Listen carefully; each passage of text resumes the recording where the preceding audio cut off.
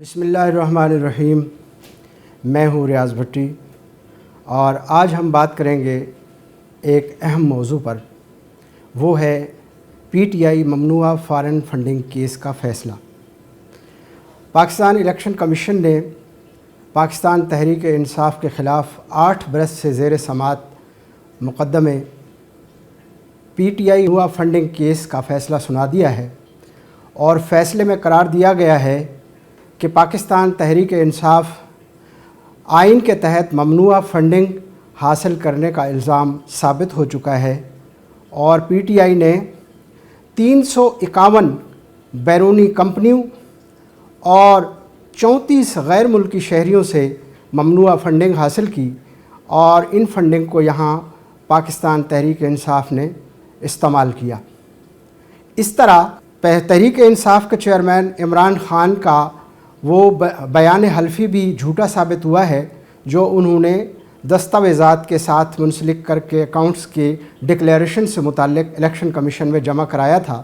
फ़ैसले के मुताबिक बयान हल्फी झूठा साबित हुआ है और इमरान ख़ान ये बताने से कासिर रहे कि इन फंडिंग के ज़राए क्या थे और वो उनको मजमूई तौर पर साबित करने में नाकाम रहे। फ़ैसले में ये भी बताया गया है कि पाकिस्तान तहरीक इंसाफ ने इस केस की समाअत के दौरान सिर्फ 7 अकाउंट्स को ओन किया, 16 बेनामी अकाउंट्स साबित हुए जबकि 13 अकाउंट्स इलेक्शन कमीशन से छुपाए गए। ये सारी दस्तावेज़ात सिक्योरिटी कमेटी जो इलेक्शन कमीशन ने कायम की थी उसकी reports state bank of Pakistan और FBR की जानिब से जो दस्तावेज़ात हासिल हुई ये उसके तहत ये फैक्ट्स सामने आए। तहरीक इंसाफ बैरून मुल्क आरिफ नकवी की अबराज कंपनी समेत दीगर कंपनियों से और भारतीय शहरी रोमिता शेट्टी समेत दीगर गैर मुल्की शहरियों से फंडिंग हासिल करती रही और वो गैर मुल्की ममनुआ फंडिंग इनके अकाउंट्स में आती रही और बहुत सारे अकाउंट्स इनके वज़रा और पार्टी के अहम ओहदेदारान ऑपरेट करते रहे, लेकिन पार्टी ने केस की समाअत के दौरान उनको ओन करने से इनकार किया।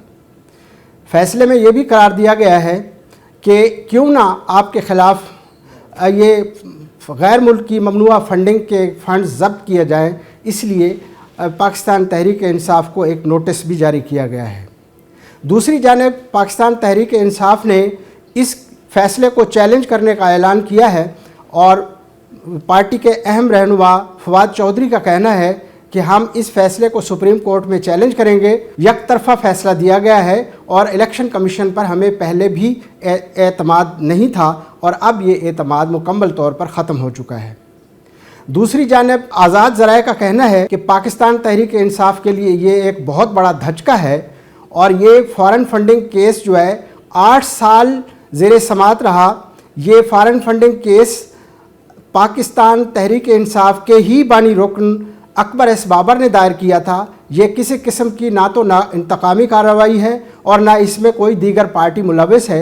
ये पार्टी के अंदरूनी मामलात और अंदरूनी इख्तलाफात थे जो उसूली तौर पर मंजर आम पर आए और वो अदलिया और इलेक्शन कमीशन तक पहुँचे और ये 8 साल इस्तकामत के साथ अकबर एस बाबर ने इसकी पैरवी की और आज वो इस फ़ैसले पर शुक्र बजा लाते हैं। मुबस्सरीन का ये भी कहना है कि इस फ़ैसले के तहत PTI को बहुत बड़ा नुकसान हो सकता है। इमरान ख़ान का बयान हल्फी झूठा साबित होने पर वो आइन की आर्टिकल 62 और 63 के तहत नाअहल करार दिए जा सकते हैं। बिल्कुल इसी तरह जैसे नवाज़ शरीफ ने अपने बेटे से मामूली तनख्वाह लेने को डिक्लेयर ना करने पर अपने ओहदे से हाथ धो बैठे थे और नाअहल करार दिए गए थे, और इसी तरह पाकिस्तान तहरीक इंसाफ के ही सेनेटर फैसल वाडा को बयान हल्फी झूठा दाखिल करने पर नाअहल करार दिया गया था।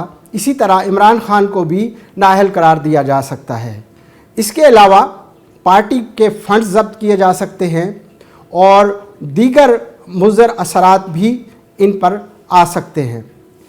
इसके अलावा बहुत से लोगों का ये कहना है कि पाकिस्तान तहरीक इंसाफ का बयानिया धड़ाम से गिर गया है और वो जो इन्होंने बयानिया गढ़ा था कि अमरीकी ग़ुलामी नामंजूर और अमरीकी इम्पोर्टेड हुकूमत नामंजूर, अब इस केस से फ़ैसले से ये साबित हो गया है कि अमरीकी फ़ंडिंग लेकर और अमरीकी शहरियों से पैसे लेकर, अमरीकी कंपनियों से पैसे लेकर کون غلامی کر رہا تھا اور کون اس غلامی میں پیش تھا اور کون ڈھونگ رچا رہا تھا اور کون جھوٹ بول رہا تھا، یہ جھوٹ بے نقاب ہو گیا ہے۔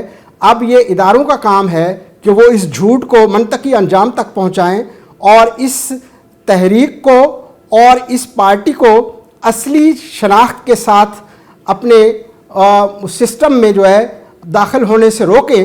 اگر اس طرح کا کرپٹ سسٹم ہمارے پولیٹیکل نظام میں داخل ہو گیا تو پھر پاکستان کی سالمیت اور پاکستان کے استحکام کے مسائل پیدا ہوں گے، اور یہ اس طرح کی ایک سرگرمی یہ کسی ایک تک محدود نہیں رہے گی۔ پھر اگر اس مرتبہ رعایت برتی گئی تو پھر آنے والے دنوں میں کسی اور پر کوئی انگلی اٹھا نہیں سکے گا۔ تو یہ پاکستان کی سالمیت کا کیس بن گیا ہے۔ اب دیکھنا ہے یہ ہے کہ ادارے اس میں کتنی سنجیدگی سے کردار ادا کرتے ہیں کہ غیر ملکی ممنوعہ فنڈنگ جسے آئین میں ممنوع قرار دیا گیا ہے، وہ غیر ملکی ممنوعہ فنڈنگ حاصل کر کے پاکستان میں اگر کوئی پولیٹیکل کمپین چلاتا ہے، کوئی الیکشن کی کمپین چلاتا ہے یا سیاسی پارٹی بناتا ہے، وہ آئین پاکستان کے تحت قابل گرفت ہے اور قابل سزا ہے۔ تو اس لیے اداروں کا یہ فرض ہے کہ اس برائی کو، اس جرم کو چھوٹی سطح پر ہی ختم کرے تاکہ پاکستان کا مستقبل محفوظ بنایا جا سکے۔ تو اسی طرح یہ بھی کہا جا سکتا ہے کہ پاکستان تحریک انصاف جس طرح کا بیانیہ گھڑ کے عوام کو گمراہ کرنے کی کوشش کر رہی ہے، اس کے توڑ کے لیے بھی ان کو پولیٹیکل فورسز کو آگے آنا چاہیے کہ ایسا نہ ہو کہ دھونس دھمکی بدمعاشی کے ذریعے کوئی اقتدار کے ایوانوں میں گھسنے کی کوشش کرے، کما کرنا بھی ضروری ہے۔ تو اب وقت آ گیا ہے کہ ہمارے اداروں کو درست فیصلے کرنے چاہیے۔ اگر ان فیصلوں میں ذرا برابر بھی کوتاہی برتی گئی اور ذرا برابر بھی اگر اس میں بددیانتی کی گئی تو پھر پاکستان کے مستقبل انتہائی مخدوش ہوگا۔ اللہ تعالیٰ محفوظ رکھے۔ آپ بھی سوچئے گا، ہم بھی سوچتے ہیں۔ اللہ حافظ۔